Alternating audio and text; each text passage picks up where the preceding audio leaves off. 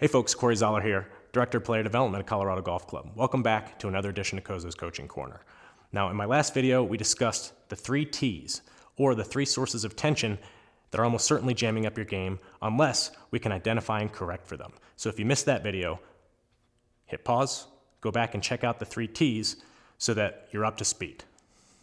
Now that we know that tension is the enemy, the question becomes, what do we do with this information? So the answer to this lies in what I've coined the AURA loop. A-U-R-A. A-U stands for awareness and understanding, and the second half of the loop is rehearsal and adaptation. Let's break down this process, and I'll give an example of how I'd work through a common swing flaw like reverse pivot. We fear what we don't understand. Awareness is the first step because if you don't know what's causing you trouble, it's hard to know what to practice and how to recover on the golf course. Doing a 3 T's audit starts with the question, did I tighten up? Simply acknowledging that this tension exists is the first step towards creating an awareness and a feedback tool that helps set this loop into motion. As you get better at identifying it, you can advance towards asking questions like, where in my body? At what time during my swing? And what source of tension was most likely the culprit, range of motion, balance, or mental? With the reverse pivot, folks' range of motion generally stops about shoulder high, stacking weight on their front side and leading to this spine angle tilting towards the target, which explains the low point in contact issues with this flaw as the weight rebounds and moves backwards through impact. Connecting tension to the miss helps with pattern recognition, and sticking to the process leads to what moves us on from fear and into understanding. Work with your coach to understand what are the root causes of your issues and what are the band-aids that you develop to overcome them. This understanding paves the way for acceptance and allows you and your coach to work together on a plan that addresses the root cause and makes sense of the band-aids that you will need to unlearn as you improve the underlying issues.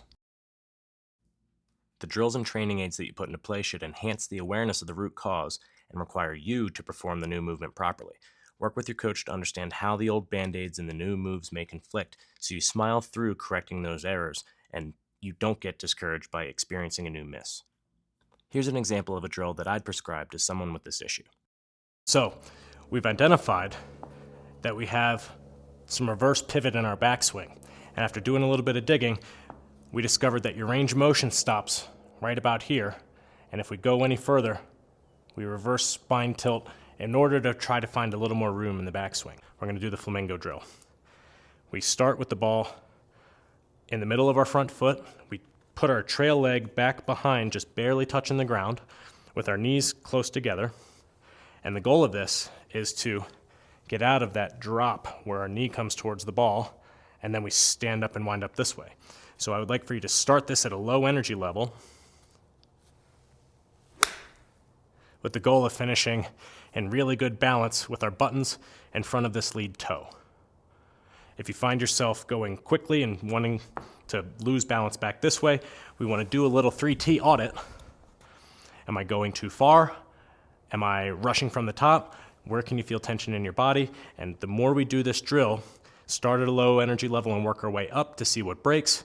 We keep building that awareness and understanding of what's jamming us up so that when we get onto the golf course, we use this drill to help us understand how to make this turn without losing posture and the ability to move our weight towards the target and move that low point further ahead of the ball. In case nobody's warned you, change is hard. Routine and mindset go a long way to staying with the drill long enough to reap the benefit. In the early stages of these rehearsals, this growth mindset frees you up to refresh the feedback loop. Expectations shape your experience, so make sure your coach brings you up to speed on what to expect. For this flamingo drill, I'd warn the player that most people struggle with overcoming the band-aid of pulling up through impact to avoid chunking into the ground. Starting out, tops and toe hooks are very common with that drill. Knowing this and planning to extend through impact versus pull up helps make sense of the misses and adds clarity for good swing thoughts and intentions going forward. Your brain needs time and repetition to learn new motor patterns. Success during a lesson is great, but this is like fly fishing with a guide one time and expecting to catch the same number of fish on your next solo trip to the river. Learn to enjoy the process. If you don't like the drill, it's probably because you're not very good at it yet, which is exactly why you should keep doing it. Working through the struggle is the point. Track your progress, and as you gain confidence, Incorporate your drills into games that add pressure.